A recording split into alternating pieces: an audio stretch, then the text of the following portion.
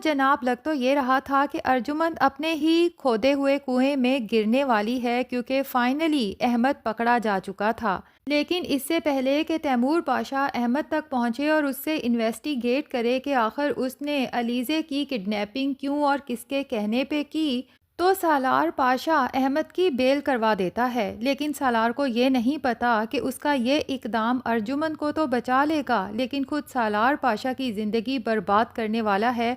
क्योंकि अर्जुमंद को जब पता चलता है कि तैमूर पाशा पुलिस स्टेशन के लिए निकल चुका है, तो फ़ौरन सालार के पास आती है और उसकी मिन्नत समाजत करती है कि सालार, कुछ भी करके मुझे बचा लो। सिर्फ तुम ही हो जो मुझे बचा सकते हो, लेकिन इस बार तो मुझे साफ नज़र आ रहा है कि मेरा बचना बहुत मुश्किल है। और जिस दिन तैमूर पाशा को पता चल गया कि अहमद के पीछे मेरा हाथ था, तो तुम अच्छे से जानते हो कि तैमूर पाशा मुझे इस घर में अपनी ज़िंदगी में फिर कभी बर्दाश्त नहीं करेगा। सालार को अपनी टेंशन लग जाती है कि आंटी, जब अंकल को ये पता चलेगा कि मैंने भी सब में आपका साथ दिया, तो पता नहीं अंकल मेरे साथ कैसे पेश आएंगे। तो अर्जुमन सालार को मशवरा देती है कि हम कोई ऐसा बंदा हायर नहीं कर सकते जिसे हम अच्छी खासी अमाउंट दें और वो इस सब का इल्ज़ाम अपने सर ले ले तैमूर पाशा के सामने। सालार अर्जुमन को समझाता है कि अंकल इतने बेवकूफ़ नहीं हैं कि किसी भी थर्ड पर्सन के अपने सर इल्ज़ाम लेने पे मान जाएंगे।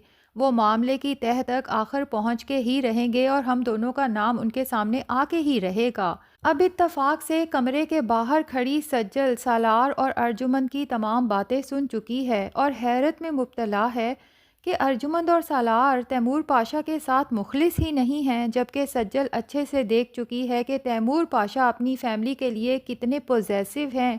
और अहमद का नाम सुन के मज़ीद हैरत में मुब्तला हो जाती है कि अर्जुमंद आंटी का आखिर अहमद के साथ क्या ताल्लुक़। बहरहाल दूसरी तरफ तैमूर पाशा को जब ये पता चलता है कि अहमद की तो बेल भी हो चुकी और वो थाने से जा भी चुका है, तो उसे शदीद गुस्सा आता है।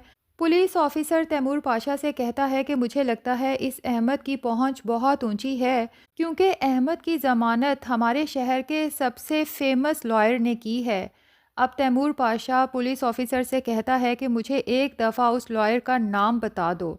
तैमूर पाशा को पता है कि इसके बाद उसने क्या करना है, जबकि दूसरी तरफ जब अर्जुमंद को सालार ये खुशखबरी सुनाता है कि अहमद अंकल के पहुंचने से पहले ही पुलिस स्टेशन से जा चुका था, तो अर्जुमंद सुख का सांस लेती है। लेकिन अर्जुमंद और सालार ये नहीं जानते कि उनकी ये खुशी बहुत कम वक्त के लिए है। दूसरी तरफ रमशा के अपने ही मसले हैं जो ख़त्म होने का नाम ही नहीं ले रहे, क्योंकि वो अपने दिल से चाह के भी सालार को नहीं निकाल पा रही। अब वो बज़ाहिर सज्जल और सालार के सामने यही शो कराती है कि उसने दिल से इस शादी को एक्सेप्ट कर लिया है, बल्कि सज्जल से एक दोस्त की तरह पेश आती है। लेकिन उसे सारे उल्टे मशवरे देती है। उसे यही कहती है कि मैं इस घर में बहुत अरसे से हूँ, मुझे पता है कि इस सोशल सर्कल में किस तरह से उठना बैठना है, जबकि तुम्हारी ड्रेसिंग सेंस बहुत बुरी है।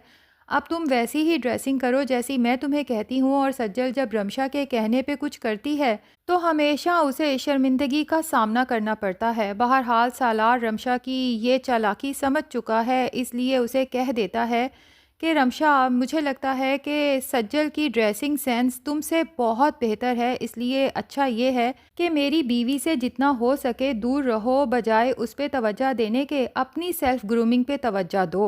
सज्जल को तो सालार का इस तरह से रमशा से बात करना अच्छा नहीं लगता, जबकि सालार सज्जल को समझाता है कि तुम शायद अभी तक अपनी कज़न को समझी नहीं हो, लेकिन मैं इसे बहुत अच्छे से समझ चुका हूँ। अब सज्जल जो अंदर ही अंदर कंफ्यूज है कि पता नहीं वो सालार को भी अच्छे से समझी है या नहीं, और सोच विचार में है कि क्या उसे सालार से ये बात डिस्कस करनी चाहिए कि उसने सालार और अर्जुमंद आंटी की तमाम बातें सुन ली हैं। दूसरी तरफ रमशा सालार से बेइज्जत होने के बाद जब अपनी माँ के पास जाती है, तो उसकी माँ रमशा को समझाती है कि तुम सालार का ख्याल आखिर अपने दिल से निकाल क्यों नहीं देती। तो रमशा राबिया से कहती है कि ये तो नामुमकिन है, हाँ अलबत्ता मैं सज्जल को सालार की ज़िंदगी से निकाल के रहूँगी, और इसके लिए मुझे जिस हद तक भी जाना पड़ा मैं जाके रहूँगी। राबिया को तो इस रमशा की वजह से अब खौफ आने लगा है कि रमशा पता नहीं खुद को या सज्जल को क्या नुकसान पहुंचाने वाली है, जबकि राबिया अब चाहती है कि तैमूर पाशा को सारी बात बता दे, उससे अपने किए की माफ़ी मांग ले, कि उसने अपनी बेटी की इमोशनल ब्लैकमेलिंग में आके इतना बड़ा झूठ बोला है, जबकि तैमूर पाशा की औलाद रमशा नहीं बल्कि सज्जल है, जो कि अब उसके अपने घर में है।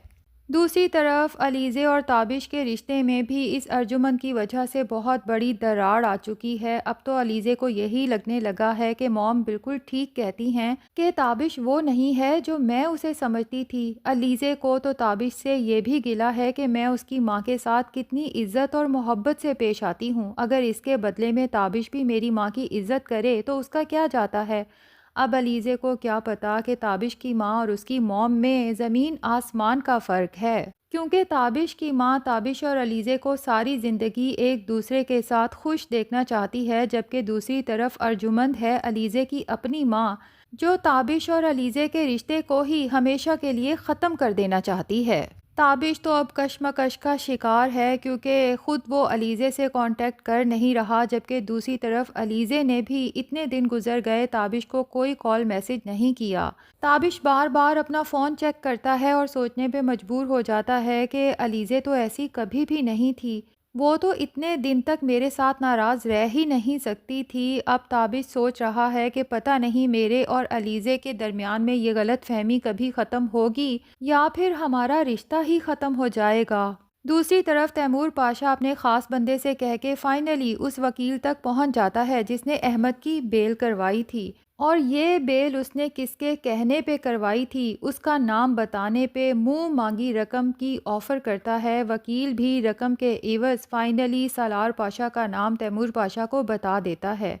तैमूर पाशा को तो अपने कानों पे यकीन ही नहीं आता। वो तो कभी सोच ही नहीं सकता था कि इस सब के पीछे सालार का हाथ हो सकता है। बहरहाल वो गुस्से में घर जाता है और सालार को नफ़रत से देखते हुए कहता है कि मुझे अंदाज़ा ही नहीं था कि मैंने आस्तीन का सांप पाल रखा है। अर्जुमंद भी जब तैमूर पाशा को गुस्से में बोलते हुए देखती है तो फ़ौरन वहाँ पहुँच जाती है और तैमूर पाशा से कहती है कि आप सालार के साथ इस तरह से बात कैसे कर सकते हैं। तैमूर पाशा कहता है कि पूछो इससे कि मेरी बेटी को जिसने इतनी अजियत दी, तकलीफ़ दी, उस किडनैपर की ज़मानत आखिर इसने क्यों करवाई। रमशा भी वहीं पर मौजूद होती है। वो भी ये बात सुन के हैरत से सालार की तरफ देखने लगती है कि सालार ये सब आखिर अलीज़े के साथ क्यों करेगा। बहरहाल तैमूर पाशा कहता है कि मुझे इस इंसान का वजूद अब अपने घर में 1 मिनट के लिए भी मंजूर नहीं है। इससे कहो कि फ़ौरन से पहले मेरे घर से दफ़ा हो जाए। ये सुन के अर्जुमंद का दिल तो मुट्ठी में आता ही है, जबकि सालार सज्जल का हाथ पकड़ता है और घर से बाहर निकल जाता है। और ये सीन रमशा के लिए भी बहुत तकलीफ़ देह होता है, क्योंकि सालार और सज्जल अगर यहीं रहते तो उन्हें एक दूसरे से दूर करना रमशा के लिए आसान होता। बहरहाल नाजरीन, अब ज़ाहिर है कि तैमूर पाशा अगर उस वकील तक पहुंचा है तो अहमद तक भी पहुंचेगा। और जब अर्जुमंद तैमूर पाशा को बताएगा कि आपकी बेटी अलीज़े पाशा की किडनैपिंग के पीछे सालार पाशा का नहीं बल्कि आपकी अपनी बेगम अर्जुमंद पाशा का हाथ है, तब तो तैमूर पाशा मज़ीद हैरत में मुब्तला हो जाएगा कि अर्जुमंद भला अपनी ही बेटी की किडनैपिंग क्यों करवाएगी। और दूसरी तरफ वो नर्स जो अर्जुमंद से 2 करोड़ की डिमांड कर रही है अपना मुंह बंद रखने के लिए, जब अर्जुमंद उसकी डिमांड पूरी नहीं करेगी तो जाहिर है वो भी तैमूर पाशा के पास पहुंच जाएगी और कई साल पहले किया गया अर्जुमंद का गुनाह तैमूर पाशा को बता देगी। बाकी रह गई है राबिया, और राबिया के पास मौजूद मेहरुन्निसा की वो डायरी जो वो तैमूर पाशा के सामने रखेगी, अपने किए की माफ़ी मांगेगी कि मैं मामता के हाथों मजबूर होकर अपनी बेटी रमशा की इमोशनल ब्लैकमेलिंग में आ गई थी, लेकिन मैं सज्जल के साथ मज़ीद बुरा होते नहीं देख सकती। वो आपकी बेटी होके दर बदर की ठोकरें खाए, मैं ये बर्दाश्त नहीं कर सकती। तो तैमूर पाशा के सामने सारी कहानी वाज़ेह हो जाएगी कि उसकी बीवी अर्जुमंद आज से नहीं बल्कि हमेशा से ही उसकी ज़िंदगी की बर्बादियों का सबब है।